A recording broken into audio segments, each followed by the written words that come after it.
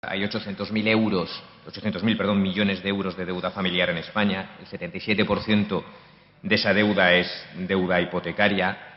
Lo cierto es que la mayor parte de la gente está pagando sus casas, está pagando la deuda.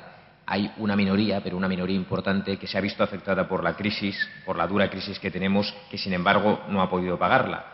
Y lo cierto es que nuestro sistema, en lugar de prever maneras razonables de ayudar a aquellas personas que no pueden pagar la deuda, en lugar de eso tenemos un sistema jurídico duro, casi diría que contrario al interés económico también del país, porque no permite a las personas liberarse de la deuda, bien entregando la casa, bien yendo a un procedimiento concursal en el cual se limite su responsabilidad de los bienes y derechos futuros que pueda generar o los ingresos futuros que pueda generar, y eso realmente es la clave. Las empresas, cuando quiebran y no se extingue su personalidad y no tienen deudas pendientes. Las que no se pudieron pagar, no se pudieron pagar. Las personas, como no se mueren, mejor que no se mueran, la deuda, de acuerdo a nuestro Código Civil, el artículo 1911, sigue vigente hacia el futuro y tiene uno que pagarla no solamente con los bienes que tenga presentes, sino también con los bienes que tenga futuros. No estoy diciendo nada que ustedes no sepan, por tanto, estoy simplemente señalando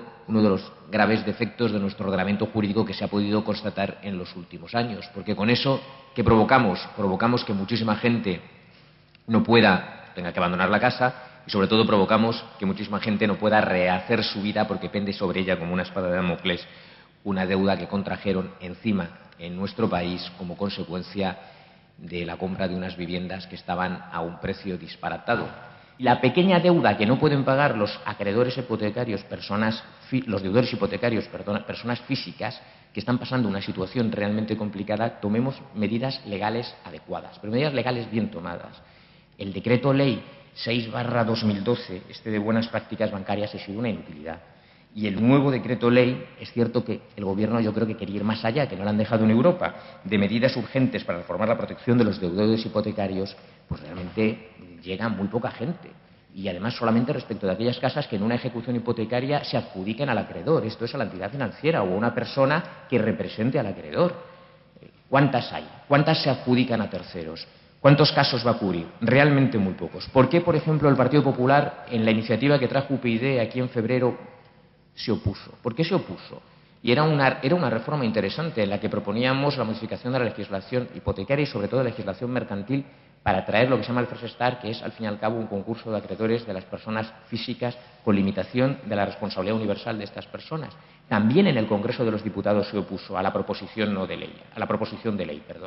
Y aunque técnicamente reconocieron que estaba bien hecha, se opusieron. Y no entendemos por qué. Porque no solo que es bueno para las personas, es que es bueno para nuestro sistema económico y es bueno para nuestro futuro económico. Pero ustedes, en el Congreso de los Diputados, que vamos a presentar también una proposición no de ley, y lo haremos enmiendas si el decreto ley se termina transformando en un proyecto de ley, apóyennos,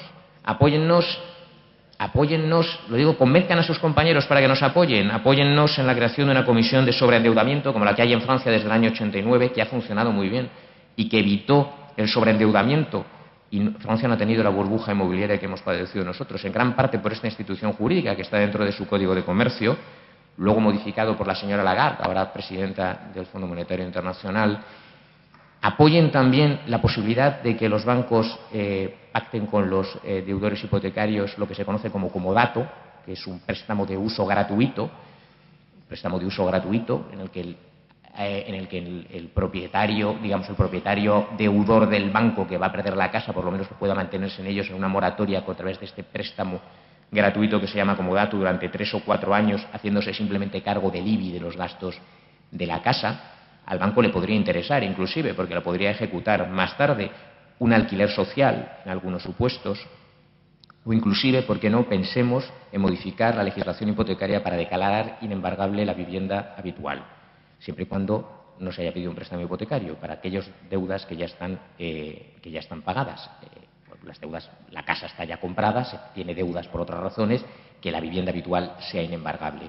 Son soluciones jurídicas que funcionan, por ejemplo, esto último en varios estados de Estados Unidos. O sea, funciona en Florida y creo que en Texas, me parece.